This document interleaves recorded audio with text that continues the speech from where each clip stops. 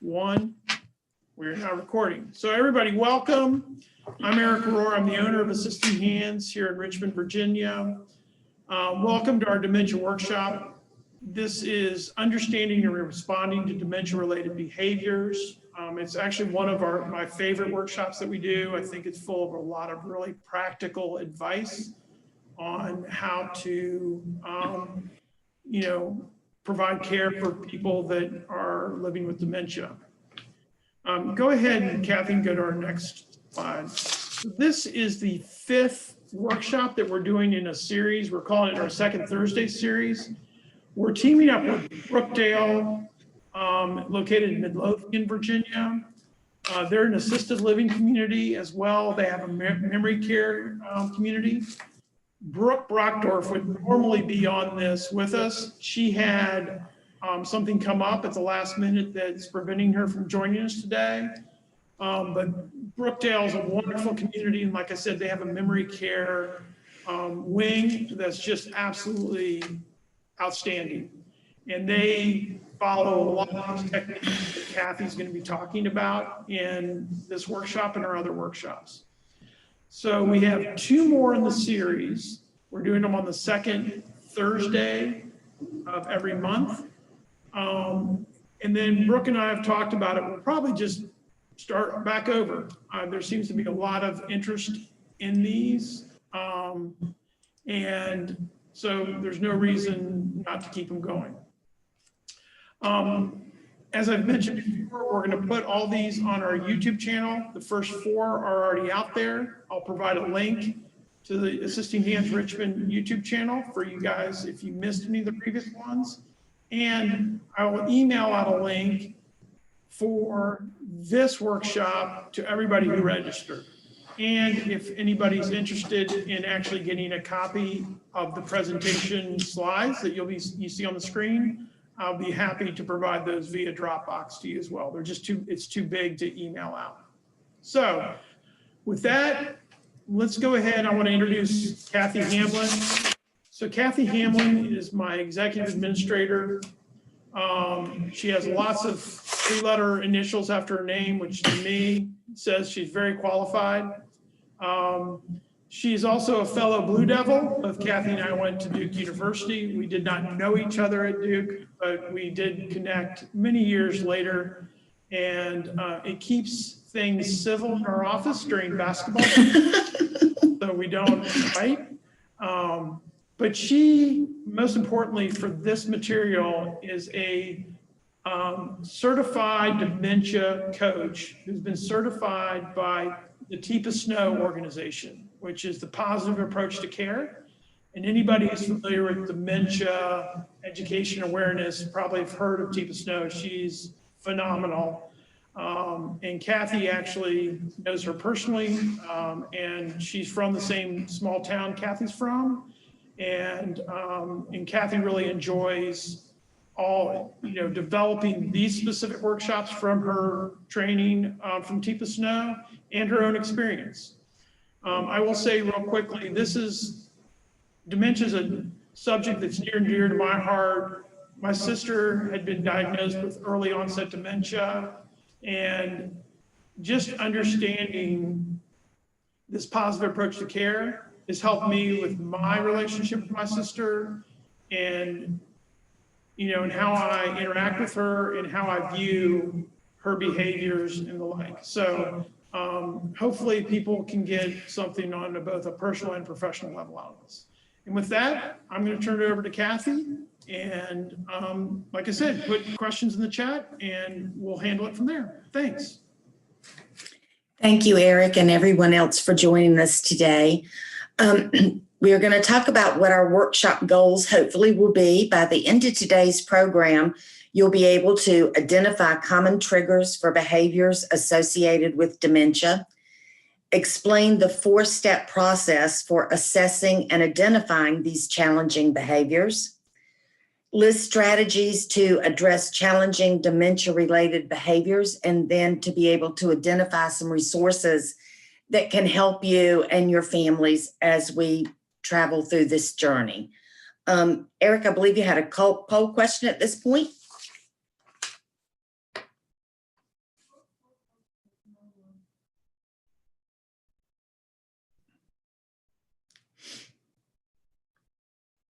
Yes, so we're just like to always understand all of our participants, what kind of experience they have. With individuals living with dementia, we recognize there's going to be some people who are here as individuals, and then there's some that provide professional care. And then there's probably some people just want to learn more. So let me let that poll run for a little bit longer.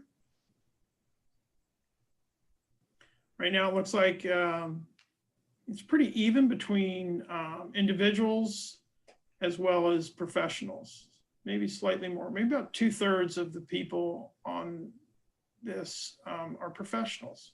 All right, I'm going to go ahead and end that poll. Thank you guys for participating.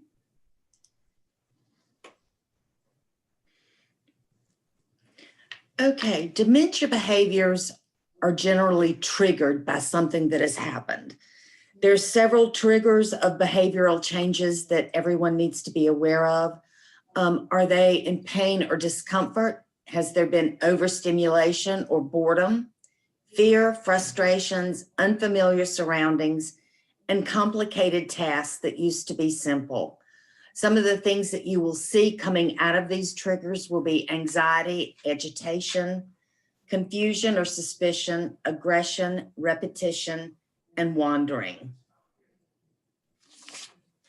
So to understand and address the behaviors that we're going to talk about today, there are 4 primary steps to understanding what we need to do. The first one is to detect and connect. Then we want to always address physical needs, address the emotional needs, and then reassess and plan for the next time, because there'll always be a next time. So step 1 for detect and connect, what we're going to do is join the person in his or her reality by trying to see the world through their eyes. And we want to understand the reality, their context and reality before we ever intervene by asking these simple questions: who, what, when, where, and how. And then what took place before, during, and after the behavior. And always approach the person calmly and respectfully. When we get to step 2, we're addressing physical needs. They could be medical issues, starting with pain, physical problems. They could be hungry or thirsty, lack of social interaction, the need to go to the bathroom, all types of medication reactions. There's also environmental triggers that we need to be aware of: restrictive clothing, room temperature, lighting, glare, or harsh sounds. In step 3, we address the emotional needs. You want to think about how the situation feels to the person living with dementia. We need to focus on their feelings and not facts. Facts are not in play at this point. Reinforce that you're there to help. Use your knowledge of the person's preferences to provide effective interventions. Try to remember what they did before they started on this journey with dementia.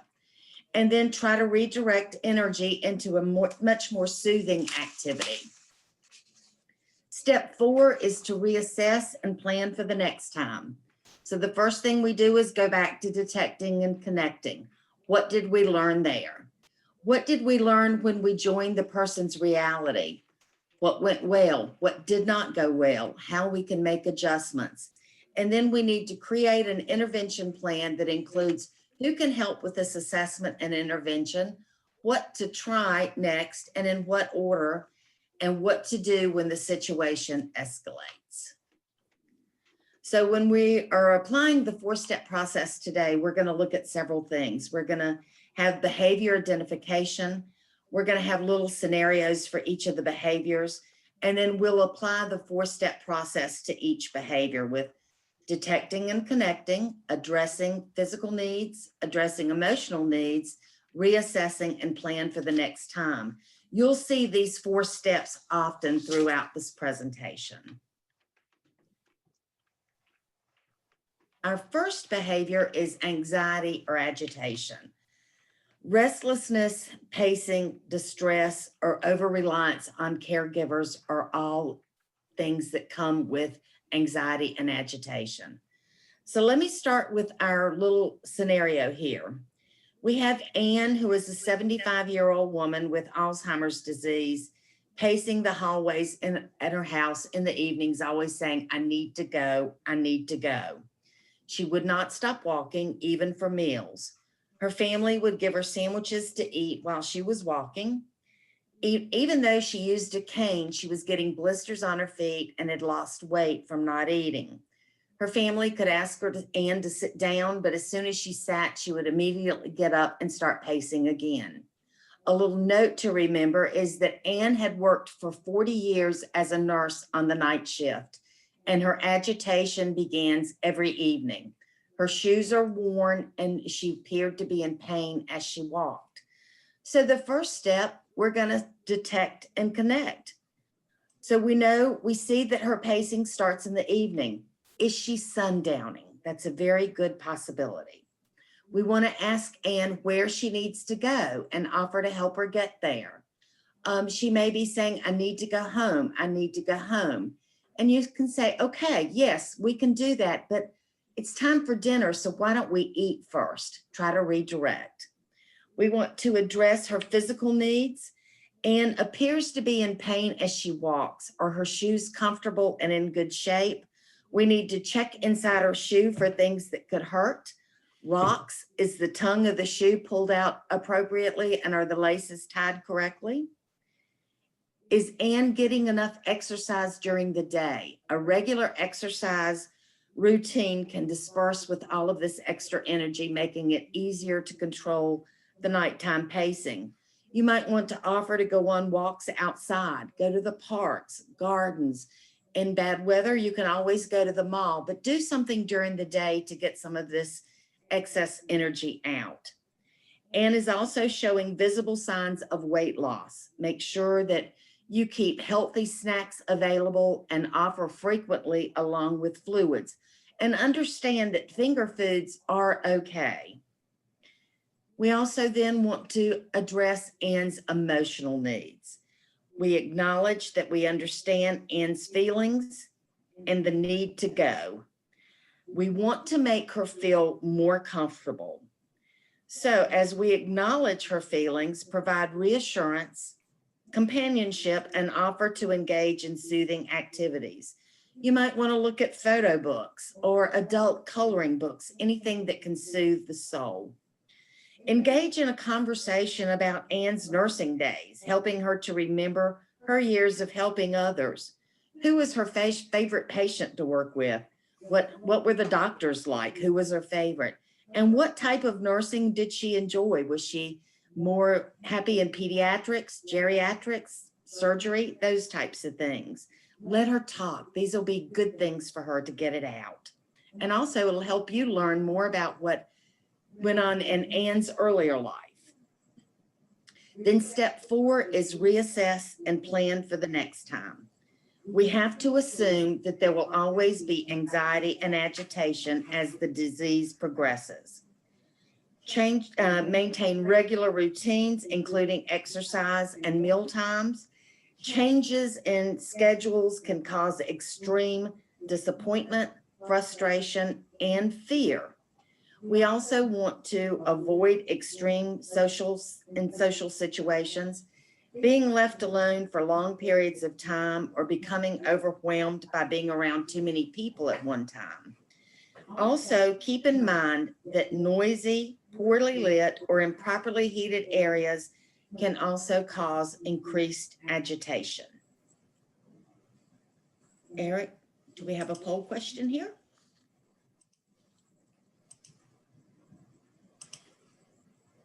Yes.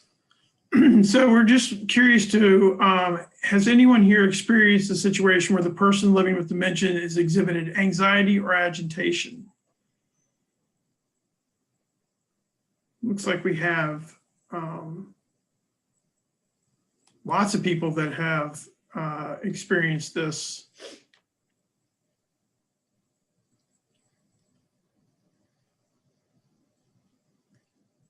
Okay. So you can see that we've had, a good majority of the people on this call have seen this this behavior. It's pretty common. Mm-hmm. Our next behavior is confusion or suspicion. The person living with dementia may not recognize familiar people, places, or things.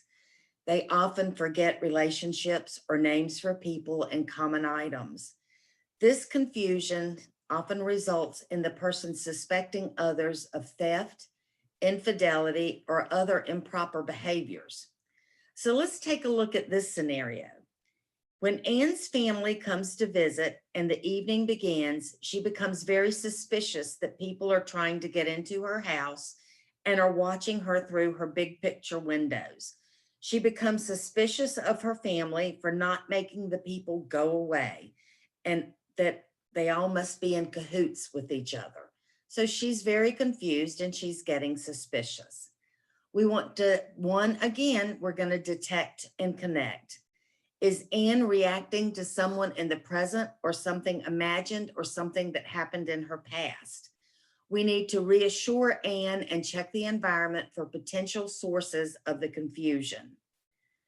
Then after we've done that, we're going to address her physical needs. We want to rule out an infection such as a UTI that really can make elderly people with dementia do really strange things, feel strange ways. We also want to look and see if there's any other type of infection going out there. And review side effects of the medications she's taking, as some medications can cause increased hallucinations. You want to respond with brief, accurate explanations, but avoid arguing.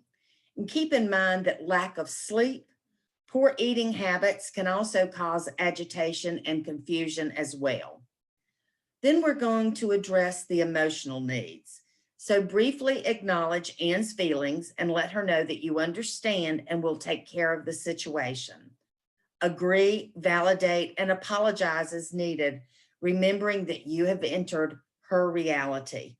Try not to take the person's confusion personally. This is the disease causing the accusations and distrust. It is not a reflection of the person's feelings for you. Then we're going to reassess and plan for the next time. Show photos or other reminders to trigger the person's recognition and to alleviate confusion and suspicion. You might want to take down mirrors or cover them up, increase or decrease the lighting or noise levels, play soothing music, old TV shows like the Lawrence Welk Show. Scented diffusers work very well with lavender and chamomile. And then again, provide multiples of items that are often lost or misplaced when they think theft is involved.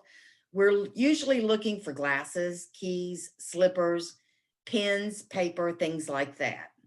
And keep in mind that although not grounded in reality, this situation is very real to the person living with dementia. He or she is trying to make sense of his or her world with declining cognitive functions. This is all about diffusing the situation and not convincing the person living with dementia of the truth. Again, we're going to go with who cares. Do we have another poll question here, Eric? Yes, we do. Again, I just want to see who's had experience with this behavior, confusion or suspicion. And I'll have to say, Cathy, you really showed your North Carolina roots when you said cahoots. So for anybody who's not from the South, cahoots is that they're in partnership with somebody in a bad way. Again, looks like, I think we have a lot of people that have experience with dementia, and a lot of people have seen this behavior, confusion or suspicion. All right, I'm going to end the poll so you can see. Okay, now we're going to behavior 3, which is aggression. Aggressive behavior can be verbal, it can be physical. It can occur suddenly for no apparent reason, or it may emerge following a specific trigger. It also may occur because the person living with dementia often misunderstands or misinterprets the actions of others, and then they lash out because they feel ignored, in danger, or possibly mistreated. So let's take a look at this scenario. Anne's husband, Bill, is standing at the back of the room watching television. Anne walks in and tells him, "You aren't the boss here." And Bill ignores that comment and continues to watch his TV show. Anne comes closer, raising her voice and say, "You can't tell me what to do." And then again, when Bill doesn't respond, Anne hits him in the arm with her fist. Now, prior to her dementia symptoms, Anne was quite calm by nature and would never have exhibited this type of behavior. Lately, her outbursts are becoming more frequent, and Anne continues to come at Bill, who retreats from her and locks himself in the bathroom to avoid further conflict. He does not have his cell phone with him. Since both had been avid hunters in the past, there are guns in the house, but Bill has removed all of the ammunition. So you see, we have a little bit of a dangerous situation here. The first thing we're going to do is detect and connect. Was there something on the TV that frightened or alarmed Anne? Loud noises or violence? Gently call Anne by name and let her know that you're there and you want to help before ever attempting to intervene. And if you think it would help the situation, apologize. We're going to again address her physical needs. We want to rule out medical causes. UTIs, again, can be a chief culprit because they can cause pain that the person living with dementia can't describe, and that will also cause them to lash out. Make sure that the noise level is not overbearing on the TV. You might just need to turn the sound down. Remove any distractions. You might need to turn the channel on the TV if it's a particularly violent show that you're watching or something with a lot of action. Try to listen to soothing music. I know most of the cable companies now have music channels. Just flip to that and let that play for a while.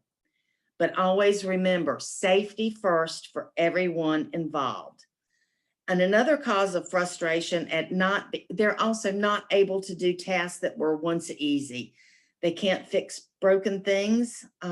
Using the stove and even going to the bathroom causes a lot of angst and frustration. We want to address the emotional needs. Stress and confusion can be caused by being asked too many questions or being given too many instructions. You want to focus on their feelings, not on the facts. Be very positive and reassuring. We can do this. Check the stress level of overwhelmed caregivers, being cautious not to display anger or fear. Believe it or not, your negative feelings are very easily transferred to a person living with dementia. You also want to avoid schedule changes, if at all possible. Negative things with schedules could be perceived as a threat. They also could think that you're ignoring them because we have made a change in their schedule. You want to reassess and plan for the next time. Avoid being taken by surprise. Always be cognizant of what is going on with the person living with dementia and what you are doing at the same time.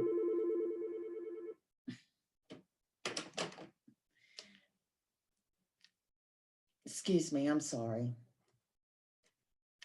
We're going to reassess and plan for the next time. Avoid being taken by surprise. Again, make sure you understand where you are, where they are in the level of things. Also, inform your neighbors that your loved one has dementia so that when you're not there, they can kind of help you look out for things that we need to know. Safety first. Be sure to have a plan for protecting everyone in case the aggression becomes dangerous. I would always suggest that you keep a charged cell phone with you at all times and call 911 if necessary. Now, if you have to call for emergency help, let the dispatcher know that the person has dementia and alert them to any guns or weapons that might still be in the home. Emergency medical people are trained in these types of things. So as long as they know what's going on, they won't come in like gangbusters and upset your loved one even more. So we've got a poll question for you. How many of you have actually experienced this type of aggression?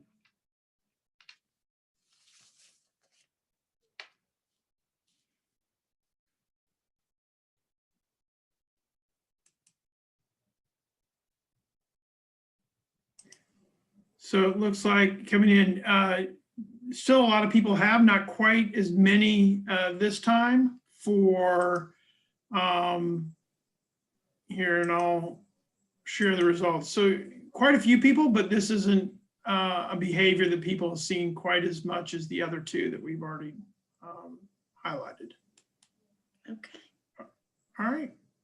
The next behavior is repetition, and I'm sure all of you have had some type of experience with this. The person living with dementia may do or say something over and over and over again, repeating words, repeating their questions, repeating behaviors. Usually they're not harmful, but they can become very stressful for us as caregivers. So let's talk about this scenario. Anne has recently been concerned about an upcoming visit from her daughter.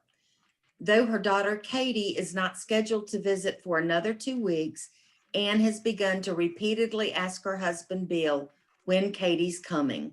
She asks several times throughout the day, every day, which is wearing on Bill. He finds himself answering impatiently or even ignoring Anne's questions. And at the same time, Anne is going to the bathroom much more than she ever has before, probably every 10 to 20 minutes.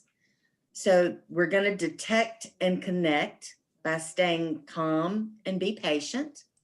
We're going to accept the behavior rather than to fight it. Remember, we need to be in their reality instead of ours. We want to address physical needs. Anne is spending much more time in the bathroom than she normally does. Could she possibly have a UTI or some other type of medical issue? Consider making Anne a big calendar and helping her mark off the days until Katie's arrival. Always answer the questions calmly and with very brief answers. You may have to repeat that brief answer over and over again, but again, we're in their reality now. However, if the behavior change has taken place very suddenly, this behavior may be a result of a medical issue, and you may need to consult your physician. We want to address emotional needs. So again, repeat the same answer to Anne, who may not be able at this point to process or retain your words. We have learned from experience that people living with dementia only process 2 out of every 4 words. You want to use memory aids like notes, photos, and big calendars. Engage in purposeful activities to distract and redirect Anne's focus. Making a scrapbook with favorite mementos from Katie's childhood, vacations they took, things that they experienced. Another thing is if you witness the person living with dementia rubbing their hands across the table, desk, or in their lap, you might want to offer them a cloth to play with and ask for help with dusting or folding. Or sometimes you might want to ask them if they'd like to sort a junk drawer. This can soothe their emotional needs. Reassess and plan for the next time. Remember that repetition is a symptom of the disease related to brain change that comes with the disease progression. Always understand it may not be possible to stop the repetition. Keep simple puzzles, crafts, and coloring books available.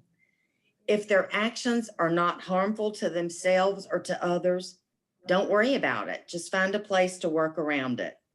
And always remember the who cares attitude.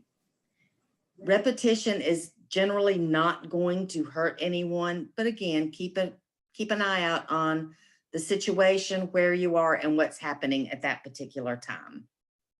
Eric? Hey, Kat, and I was just going to Yes, say, sir. Kathy, for my personal experience, this is probably one of the most frustrating things I dealt with my sister. Every day she would ask me, I have 3 girls, she would ask about her nieces, the same questions over and over. I was interpreting it as she wasn't paying attention, she didn't care, she just was filling, the time up with just questions that, whatever. And that really affected my attitude towards her. But once I understood her dementia, I actually reinterpreted it as that she really did care. And it was obviously something in her mind that she wanted to know. And the fact that that was a piece of information that she was missing, but it was important enough for her that she wanted to reclaim it. And so just that shift in my own mindset made me be less frustrated with her and actually recognize that she did care. And that's why she was asking. And I think in the scenario with Anne, obviously she's very much looking forward to her daughter's visit. It was why she's asking. So I think, again, we need to get into their world and understand their perspective. So. Right. And as they are doing things, always understand it's really very stressful for caregivers as well. We want to help, and sometimes we just can't because our stress levels are so high. So Eric, do we have another poll question? Yep. Same poll. So this is where we're curious about, how many people have seen this repetition. And I predict this is actually going to be pretty common because I think this is one of the things that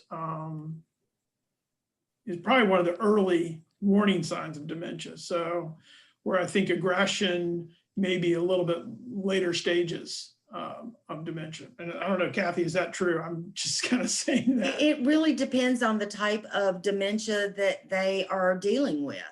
Mm-hmm. Alzheimer's is completely different from somebody living with vascular dementia or tempofrontal. So it really depends on what type of dementia that they are experiencing. Yeah. So it looks like,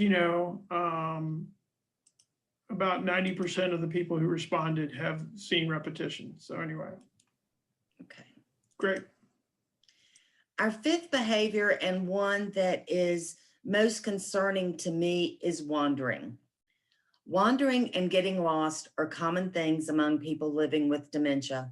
It can happen during any stage of the disease. If they are able to walk, they are able to wander.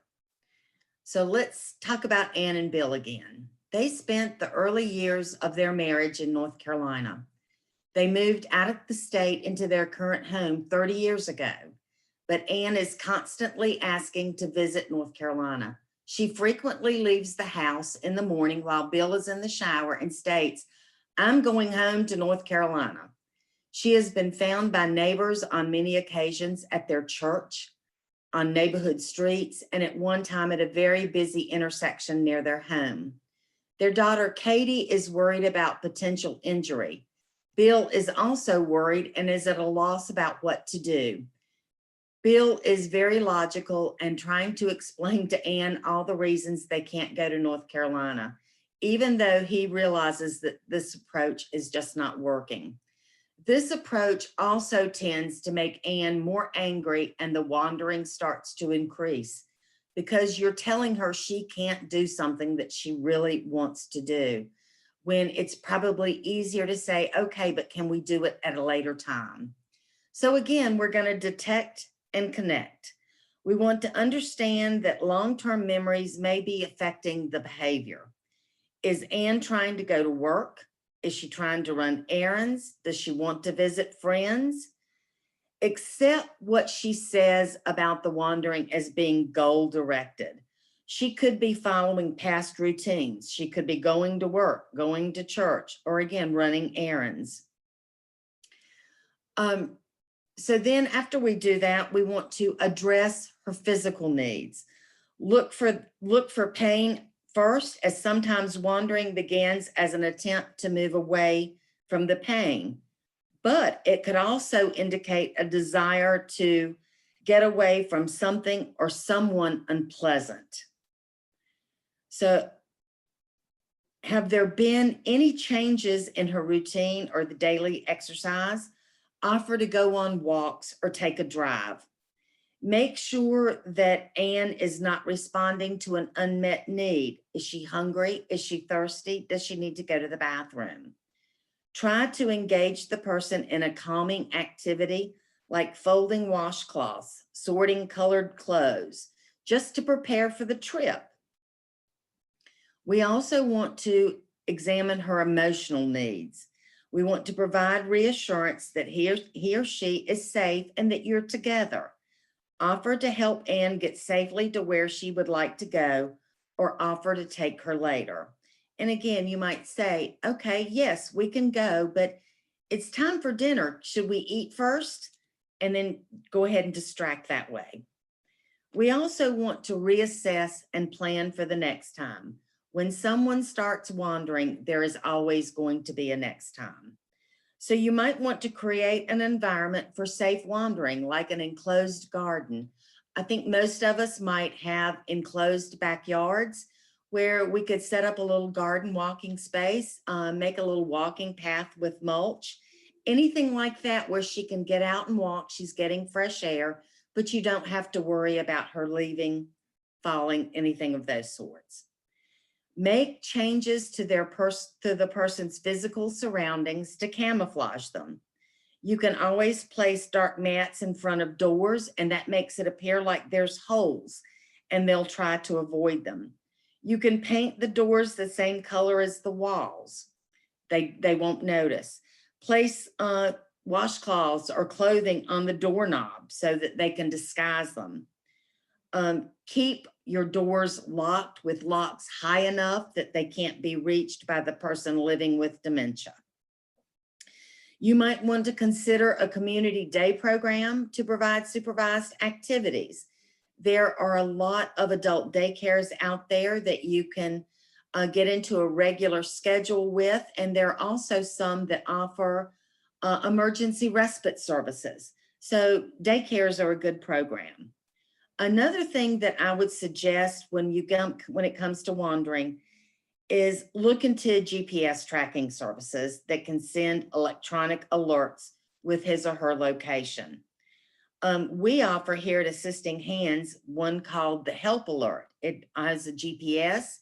It enables us to be able to locate them if they fall. We can locate them if they wandered off, and it also gives them an opportunity to call for help. And somebody can also call them through the Help Alert electronic device. But that's something that's very, very important, especially if you're trying to keep your loved one happy, safe, and at home. So how many people have actually had experience with this type of situation?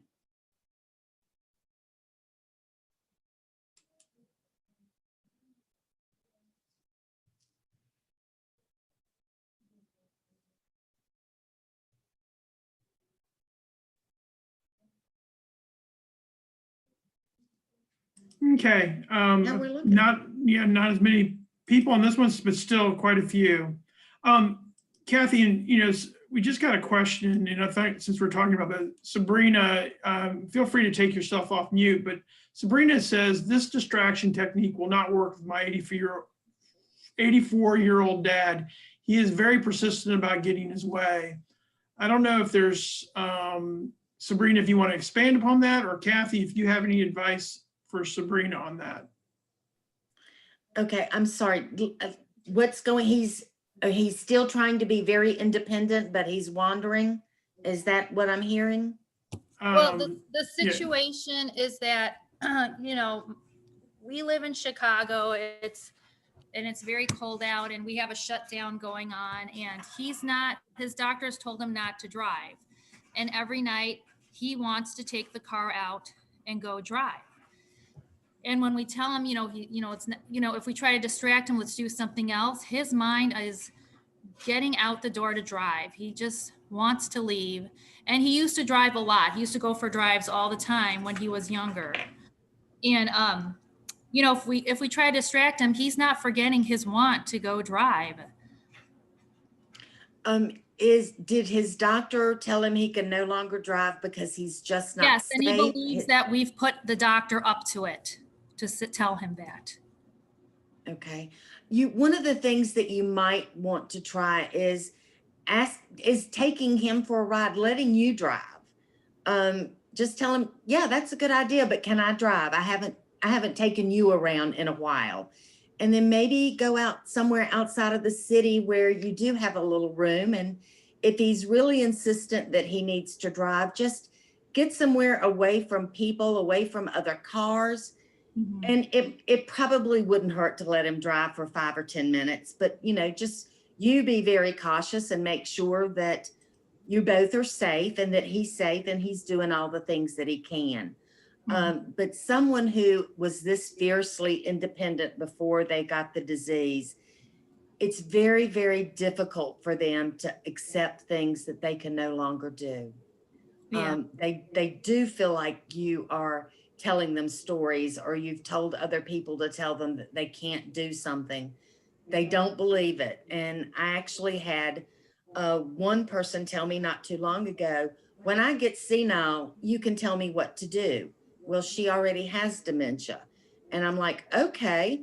And you just have to, well, why don't we do this? And, just distract them the best way you can. But sometimes you can't. So it may be that you have to let them do it. But again, provide it Kathy, in a safe environment. And, I have another question. Every evening, he lives with my mom. They live about an hour away. And every evening he's convinced that she's somebody else, that my mom has hired a caretaker for him.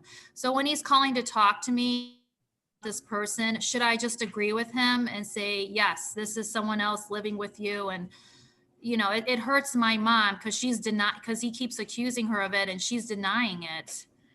Yeah, it's better to go along, but I wouldn't say that it was someone else. I would just say, yes, that is your caregiver this evening. Okay. It's still your mom. She's still the caregiver. Mhm. And as long as he understands that it's a caregiver, I think that would take his frustrations away from your mom. And it would certainly make her feel better because you are not agreeing with him that it's somebody totally different, but you are agreeing that it is a caregiver. But certainly don't argue because all that's going to do is increase frustrations for dad, for mom, and ultimately you. Okay. And Sabrina, this is good. I think the way I've heard that it's called a therapeutic fib is kind of what Kathy's talking about. I know that, humans in general don't like to be dishonest, but I think these are certain cases where that kind of helps de-escalate the situation. Another thing, Sabrina, that this was actually in our workshop last month. We did talk about driving, and a really good thing to do is, and I've seen this with my grandfather, is what Cathy had a strategy called co-piloting, where you go out and drive, and your dad would then be responsible for telling you when to brake, when to turn, where to go, etc. And I think that what you'll find is he's going to see that he's missing a lot of cues that, hey, I didn't tell her to brake on time. Obviously, you need to brake to be safe. Or I should have turned left there. Instead, we sat at that intersection for a little bit longer. And those are the things that help him maybe recognize in a safe manner that maybe he is not cognitively aware to be able to drive in a safe manner, not only for himself, but I think we all would agree that if he was to hurt somebody else, that would be really kind of painful for, emotionally hard for people to cope with. And so that is one thing, we call it co-piloting. And the other things, I'm not sure how it works in Illinois, but in Virginia, you can actually have the DMV do a driving assessment. And then they're the ones who ultimately, if that person doesn't pass, says, you no longer have your license because you're not qualified. And it's a third party that's independent that is making, a decision based for the safety of the road of whether they can drive or not. And I think that helps take the sting away. It's not the kids trying to control the father. It's literally the licensing authority that's making that decision. Yeah. Brina, let me just add one other thing. When he's asking about a different caregiver, what you might want to say is, yeah, that's your caregiver this afternoon or this evening. How's she doing? Is she doing everything you need to do? And just kind of quiz him and let him say, When he says you know, that the that caregiver is stealing from me, what should I talk to the caregiver then? And You- because I told him, you know what, let's talk about this tomorrow with mom about your concerns with the caregiver. That's what I told him last night. and you know what? That's a really good thing. Was he very acceptive of that? Because that was a good idea. Yeah, he was. But then now today he's going to want to have the conversation with my mom when we all sit down about his concerns with the caregiver. But that's Yeah. okay. You can diffuse those concerns. You can tell them, well, let me talk to the caregiver, or let mom talk to the caregiver, and let's see if we can't come up with a solution for you. And then there again, if he feels like things are being taken from him, that's where you want to keep multiples of them. Or if you know that he has a specific place where he might be hiding things from himself and forgetting, you might want to say, well, let's go take a look. Let's see if we can find where the caregiver put it. And just, go around the house, opening drawers, opening cabinets, letting him take a look, and then ultimately take him somewhere where he can find whatever he thinks was stolen. Okay. That might appease him. Okay. Hey, Judy Gallagher. Hey, Judy, how you doing? She had a really interesting suggestion, Kathy, in the chat boxes about whether a Wii game, driving game would help with that kind of desire to drive. So I don't know, Kathy, if you have any experience or any thoughts about that. It's not a bad idea. Me personally, I've never used a Wii, and I know there's a lot of games and things out there. If somebody wants to do that, that might be a great distraction. Yeah, interesting. I don't think I think that would be a lot of fun for somebody like me, but he's not very good with electronics. I don't think he would have the coordination to do it. Yeah. Yeah. I think that your idea about just taking him out for a drive is what we need. Yeah. You do the initial driving, get somewhere where he can be safe, and then just let him drive a little bit. And maybe that will appease him some. Yeah. All right, great. Why don't we keep going? Really good conversation. Thank you so much, Sabrina. Thank you. And then I'm holding a couple questions, I think, to the end, Kathy. So let's go ahead and kind of keep moving through. Okay. All right, well, we finished with our scenarios, and you see that the 4 primary steps that we've been through with every situation is detecting and connecting, which is first and foremost. We want to make sure that all the physical needs are met, then address the emotional needs, and then again, reassess what went good, what went bad, what should we change, and always plan for the next time. And always remember, there will be a next time. So we have some dementia resources for you. First and foremost is Teepa Snow. She is my dementia mentor. She is world-renowned occupational therapist. She has done a lot bringing dementia to the forefront and helping people understand what it is and how to work with it. Teepa offers the general public a lot of information. She does a Facebook Live twice a day. She also offers free classes and workshops that people can take. And then she has a series of workshops that are paid. But I would suggest if anybody is really dealing with some of these issues, go to Teepa's website. There's a lot of very valuable free information out there.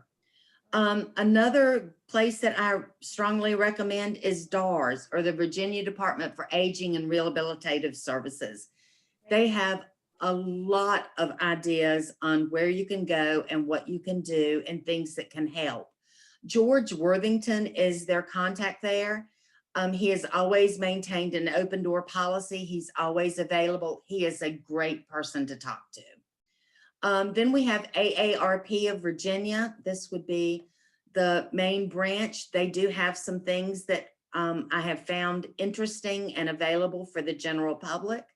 I'm not sure who you would contact there, but I think if you just call their main number, they can get what you need for you. And then another good dementia resource is the Alzheimer's Association. Here in Richmond, we have a really good chapter, the Greater Richmond chapter. It's directed by Marie Calindo. She also has some really good ideas. She keeps lists of dementia cafes. She knows where all of the daycares are. And Marie is a really good person to reach out to as well. And then Assisting Hands. I'd like to think that we are an awesome resource for dementia. All of our caregivers are trained in the different types of dementia before they go out and assist our clients. We have a lot of things that we can offer. And if you want to keep your loved one safe, happy, and at home, if it gets to the point that it's no longer safe, then we look to Brookdale Midlothian. Brookdale is a great, great organization. And this particular community that we partner with, Midlothian, is awesome. I'm sorry that Brooke couldn't be with us today, but she is more than willing to talk with anybody at any time about her community.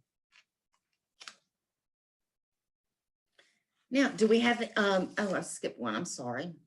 Our next second Thursday workshop will be in 2021, and I hope that will be a better year than 2020. We'll be talking about living with dementia and what you need to know to plan what you can do to navigate as you journey through this chapter of your life. And then do we have any other questions? I was gonna say, let's do one last poll. Just anybody who would like to learn more about the following, either in-home dementia support or memory care community. And we can follow up with you guys if anybody's interested in that. So I'll leave that open for a little bit longer.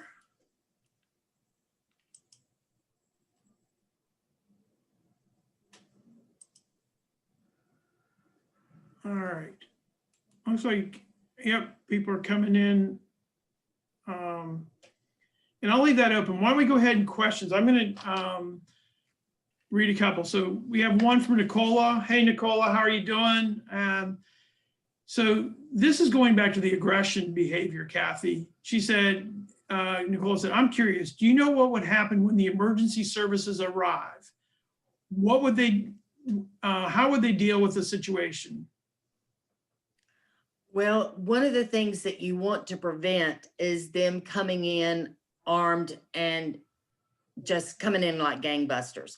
They are very well trained with people with dementia. They will come in very gently. They will usually have just one or two people there that can try to connect with the aggressive person. They're going to be as gentle as possible. But, you know, sometimes we do have to understand that these things could result in very dangerous scenarios for the person living with dementia, for you, and for the EMTs.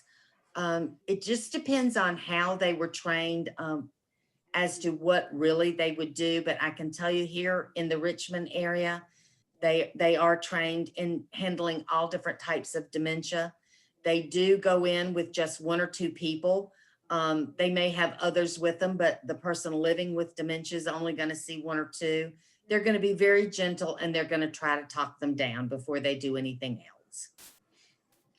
Yeah, and I was just going to say, it may make sense if you are providing care or you have a loved one living with dementia, is make contact, you know, when it's not kind of a crisis situation, with the local fire department, the local police department, and understand, have they been trained? Have they received training or not?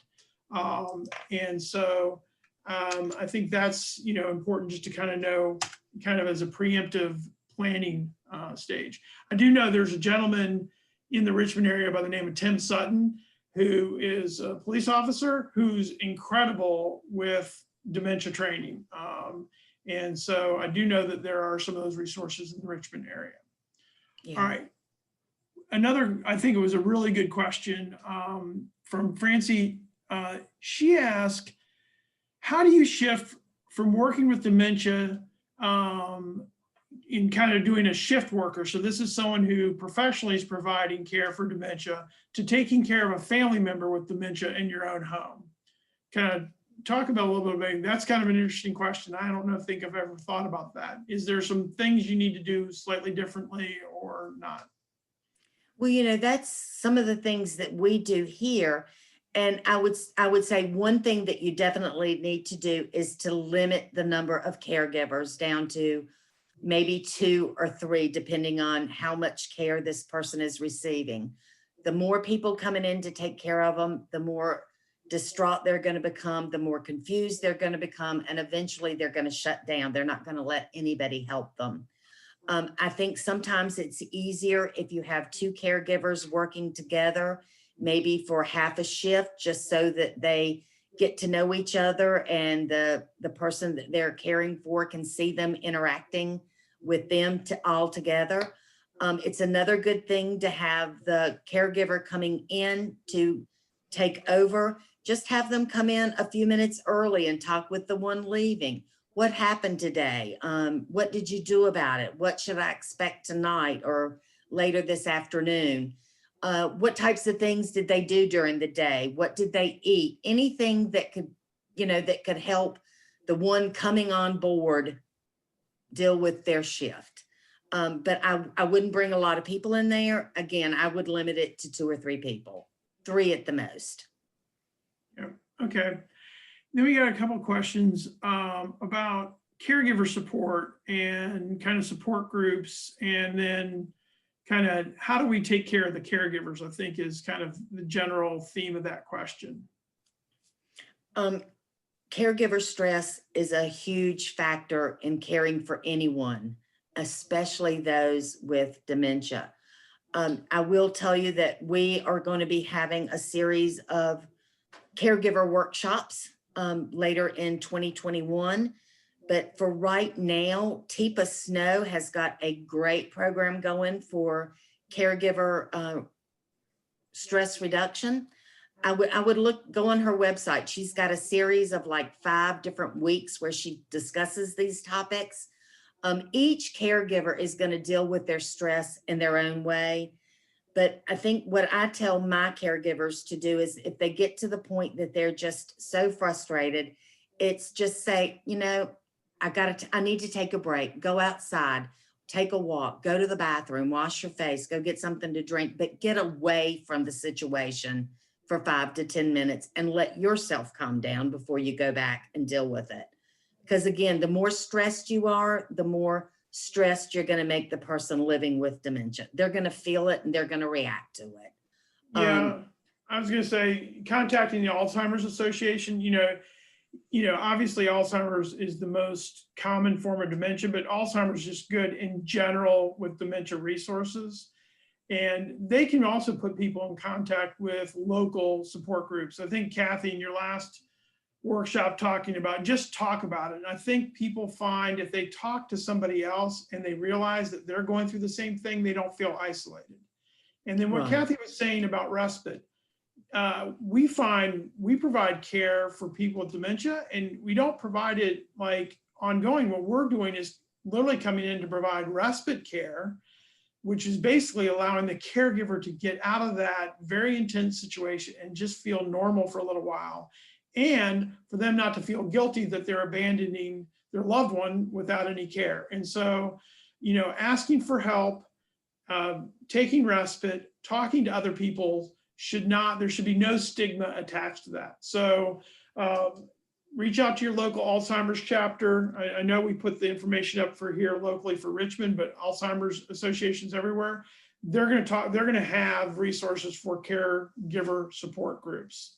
And again, it helps nobody for the caregiver to get burned out, because you saw in all of Cathy's examples for these behaviors, being kind of calm, putting yourself in their world, not getting frustrated is the theme about dealing with that behavior and bringing it to the best resolution as possible. And so acting in anger or frustration is not going to make that behavior go away. And so you got to take care of yourself and that may be the most important thing, is taking care of your own well-being so that you can provide the care to your loved one. Right. All right. Okay. I think that's all the questions. I'm going to go ahead and stop the recording right now.